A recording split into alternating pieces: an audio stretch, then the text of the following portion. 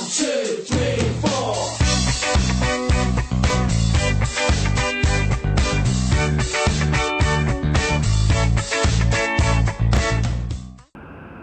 Hi guys, and welcome to another video by Chill and Vegan and Frodo. So today we're going to create this amazing, epic, beautiful piece. It's really big for comparison.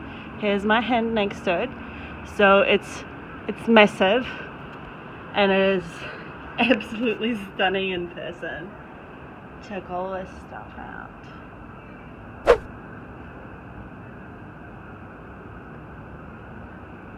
And if you're interested in watching how I did it, and basically, watching the creation,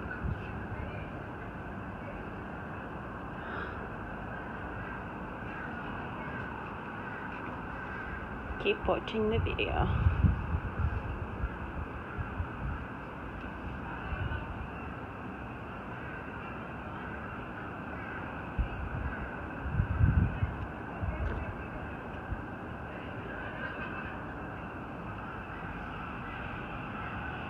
It is absolutely beautiful in person,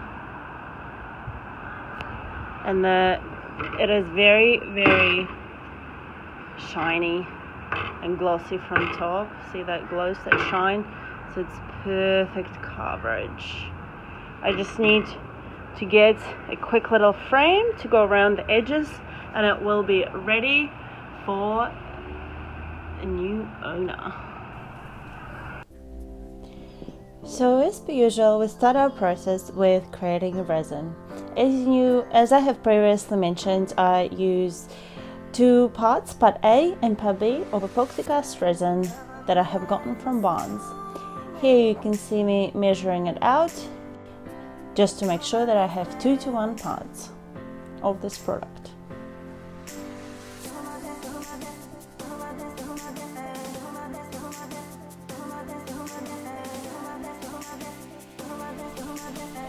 Once you have added your resin, you need to make sure it's mixed thoroughly. Mix it for at least 3 minutes, getting the sides and very bottom of the container as well, just making sure the whole thing is uniform to ensure perfect, even setting.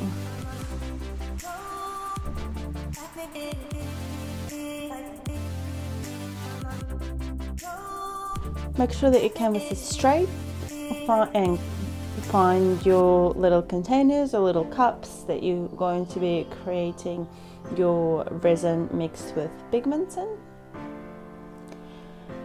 Spread it through amongst all the containers and start adding your pigments.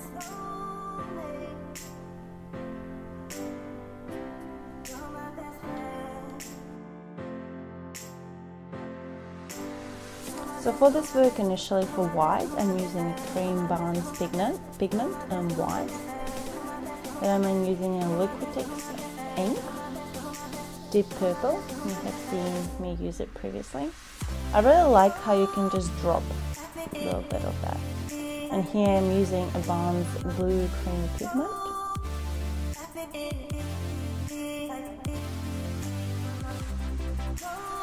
You can use just a little bit of that, as the color is very deep, which is great really, because these things are pretty pricey, and it's good that you're able to achieve a really nice deep color without needing to hit the bank.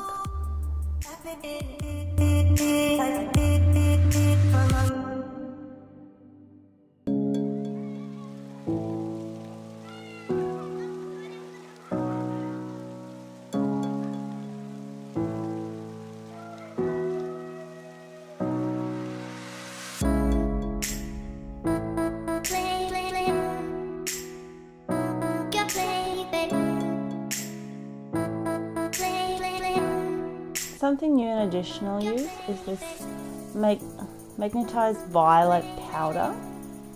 It is interesting. It has this sort of pinky violet type undertone, so it's not just purple, and I actually have found it to be very interesting when I mixed all the colors. I also mixed the silver pigmented powder and some golden in the other cup.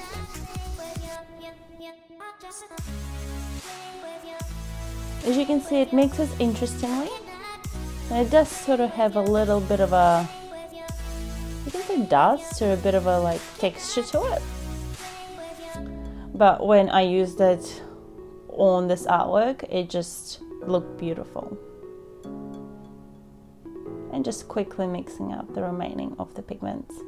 I find it very interesting just to play with different pigments and different types of pigments, whether it's liquid or powder, and just seeing how they look together as well. As you can see here, I'm doing a dirty pour, starting off with the white. I'm actually really liking using white as an undertone, and not overpowering undertone, but it definitely adds its own kind of magic, and then it kind of goes through all the other colors you add on top. Plus, I'm really loving the dirty pours at the moment. I just think they look really cool. Look at this magic. I love it.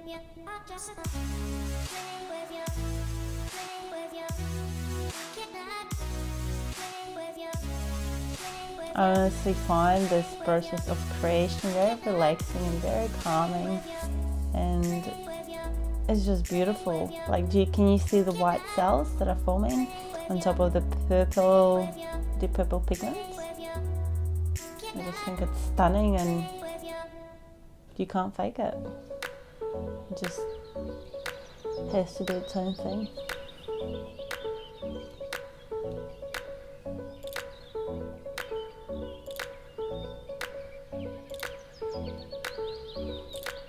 So basically, through the duration of this process of creation, I have ensured that I have covered the entire canvas the way I liked. I am making sure that no one color is overly domineering, or if it's domineering, I like the way it looks.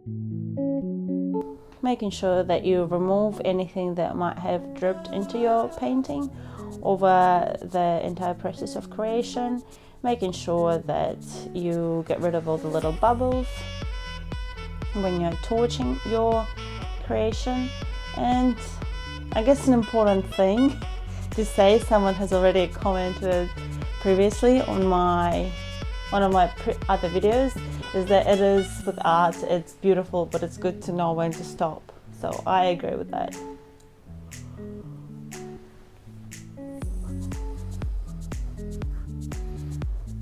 And I think it's, yeah, just being happy with the way it looks. It's definitely important. I think it looks very beautiful. I am just so happy with the way it turned out. It's just absolutely stunning. And occasionally here at the end, I'm going to show you little bits and pieces of other artwork that I was able to create at the same time as the main creation piece. I have a lot of different little canvases, and I create either the whole canvas covered, or I create little mini coasters. Sometimes I cover CDs in the remaining paints that I have, remaining resin mixed with pigment, just kind of leftovers, to see what can happen and what can I create out of that.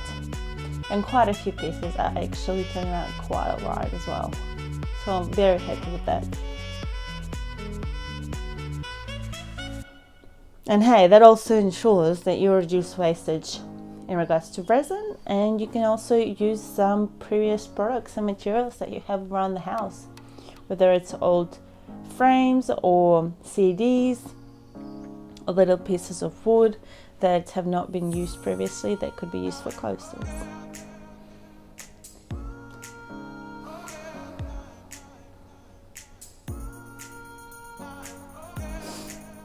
I hope you enjoyed this video. I hope you got something out of it. I really love sharing these things with you, my creations with you, and I found it very, like, almost like meditative, like it's sort of a meditation for me in a way. So I hope you enjoy it, and let me know what you think down in comments. What are your favorite colors? Maybe I should look into using pigments or techniques that you may know of. I am definitely always keen on discovering new ways of creating art, and I just want to thank you for watching this video. Remember to create from within. Cherry, cherry, cherry.